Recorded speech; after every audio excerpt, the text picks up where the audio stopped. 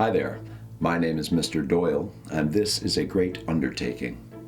On this channel, I am exclusively discussing the works of Stephen King and their countless adaptations in the chronological order of the original book or story's publication.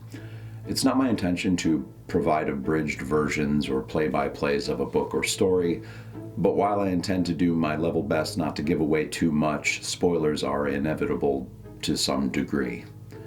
First on this long and seemingly endless list of all the King's things is the well-known and critically acclaimed novel Carrie. There are 7 Carrie-centric videos on this channel. The first video in the Carrie series will discuss the novel itself, and in the next few videos I will explore all of the 3 movie versions of the same name, the sequel that is not really a sequel, The Rage Carrie 2, and much to my dismay, Carrie the Musical. Oh, and also there is the time that a modern-day TV teen drama that is kinda, sorta, but not really based on a comic from the 1940s did a performance of Carrie the Musical at their high school within an episode of their really awful TV show. Did that make sense? It doesn't matter. The show I am referring to is called Riverdale, and oh boy, is it a television show. Anyway, that's for another video. At some point during one of these 7 videos, I will have a bucket of pig's blood dumped over my head. But you'll have to watch all of the Carrie videos to find out where that clip is hiding. This is my clever and not at all subtle way of attempting to get you to watch all of my Carrie videos. I have no shame. But right now, let's talk about the book that started it all, King's seminal novel, Carrie. Now, if you'll excuse me for just a moment, I'd like to slip into something just a little more appropriate. Ah, that's more like it. I'm doing costumes, so buckle up. Synopsis as provided within the novel. Carrie may be picked on by her classmates, but she has a gift. She can move things with her mind. Doors lock, candles fall. This is her power and her problem. Then, an act of kindness, as spontaneous as the vicious taunts of her classmates, offers Carrie a chance to be normal, until an unexpected cruelty turns her gift into a weapon of horror and destruction that no one will ever forget. History and inspiration. Outside of some short stories published in magazines, Carrie was the first of King's work to see publication in April of 1974. According to King, in the introduction to the audiobook version of Carrie, which just happens to be read by none other than Sissy Spacek, there were 3 initial sources of inspiration for the book that culminated and combined to become Carrie. The first was an article in Life magazine that discussed what was suspected to be a poltergeist event, but was later believed to be telekinetic activity caused by a troubled, pubescent young woman. King recalls that the article theorized that there was a force within children that was only accessible to their predominantly female hosts during this specifically turbulent time of their lives. Considered making a period joke, but decided it would be in poor taste.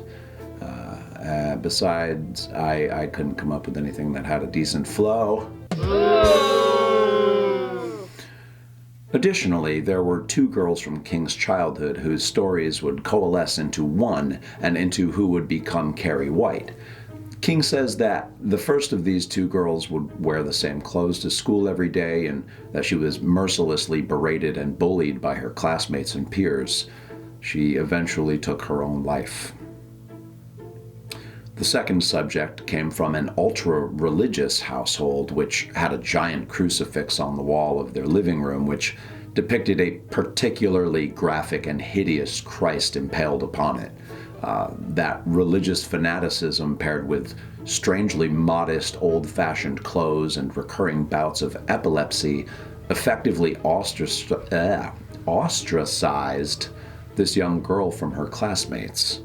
She also died young, but of an epileptic seizure.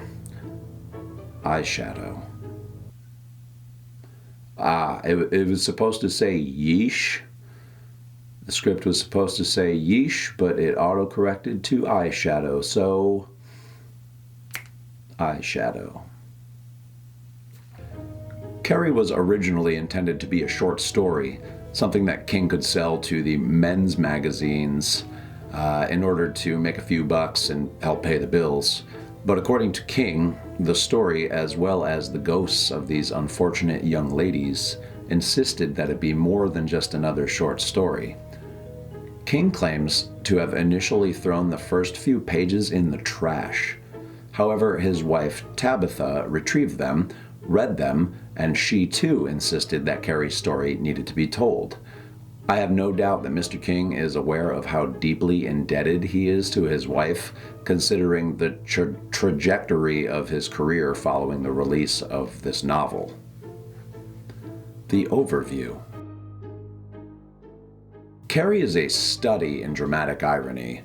Dramatic irony is when the audience or reader understands what's going on in a situation while the characters remain unaware entirely of what is happening. King utilizes dramatic irony as a means of not only providing windows into Carrie's childhood, but as a vehicle to forewarn us of future events as well. The book begins with a newspaper article that grants us a brief glimpse of Carrie's past, and throughout the novel, the reader is presented with numerous interviews, studies, and articles that allow you to determine early on that things are going to end badly. King kind of gives the whole game away, you know? And I'm not saying it is an ineffective approach, but I'm glad his stories grew increasingly unpredictable over his decades-long writing career. Carrie was a strong first novel for King that sold over 1 million copies in its first year. While it isn't King's best work, the man continues to hone his skills to this day, it is a story that demands us to feel deeply and to experience self-loathing, hatred, pain, and fear vicariously through a character that we can potentially relate to ourselves. Or perhaps we are reminded of someone from our own lives who suffered the abuses of bullies or endured the insecurities of unstable homes and families, or both. We know the toll it can take on them. If you strip away the fantastic, the fantasy, this is a story about a poor girl who withstood too much for too long and finally she broke. It's relatable. It's a story many of us know all too well. What makes this such a memorable, moving book and confirms King's aptitude as a writer is the fact that even after Carrie has lost control and done immeasurable harm, we still feel for her. We wish she was going to be okay or that things had been better for her, but we don't blame her. Despite all that she has done, in the reader's mind, she remains the victim. She is still only human, and there's only so much that anyone can take. The Protagonists. Our introduction to Carrie, and perhaps the most infamous scene of the novel, presents us with a protagonist who is mocked, bullied, and harassed to the extreme. She is portrayed as being ignorant and naive. We feel sorry for her and are appalled by the way she is treated. She's pitiable, weak, an outcast. At least to start. There are essentially 3 Carries within this novel. The aforementioned pitiful punching bag, followed by an almost hopeful, dare I say, cautiously optimistic Carrie, and lastly a formidable, empowered, and unhinged Carrie. Carrie's character development throughout the story arc is predominantly gradual, that is until the climactic event in which all hell breaks loose and Carrie's wrath is unleashed upon all in attendance, guilty and innocent parties alike. Carrie is the outcast, the underdog, and you can't help but root for her. King cleverly preys upon our empathy and manages to convince us that Carrie is not at fault for what is to come. We feel her shame and her outrage, and we understand why she feels this way. We are faced with the We are faced with the inevitability of imminent doom at the hands of our protagonist, and yet we hope she'll be okay, that everything will be all right for her in spite of all that we know. It's a rotten, ingenious little trick Mr. King plays on us. It's no small task to convince the reader that the character that goes on to kill a few hundred people is in fact the heroine of the story. In addition to Carrie, the gym teacher Rita Desjardins and classmates Susan Snell and Tommy Rogers could be seen as supporting or secondary protagonists. They're genuinely good people who are empathetic toward Carrie and make efforts to show her they care about her. King occasionally makes a narrative shift between these characters, Sue Snell in particular, to show their angles and motivations, to show us that they are in fact the good guys. The Antagonists. Carrie faces no shortage of adversaries during this story. Her mother Margaret is an unstable, controlling abuser who is consumed by apparent psychosis and religious fanaticism. She's a real swell lady and a heck of a role model.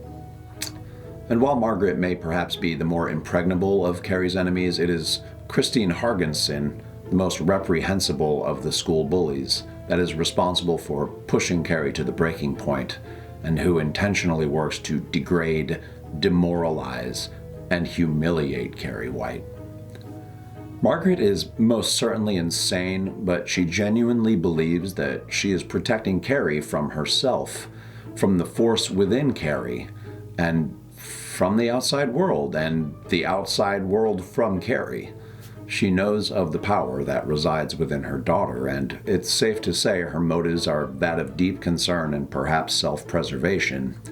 She believes that strict discipline and consequence are required to inhibit and discourage Carrie from acting out. She believes wholeheartedly that she is indeed doing the Lord's work. She believes that her actions are justified. Does that make it right? No.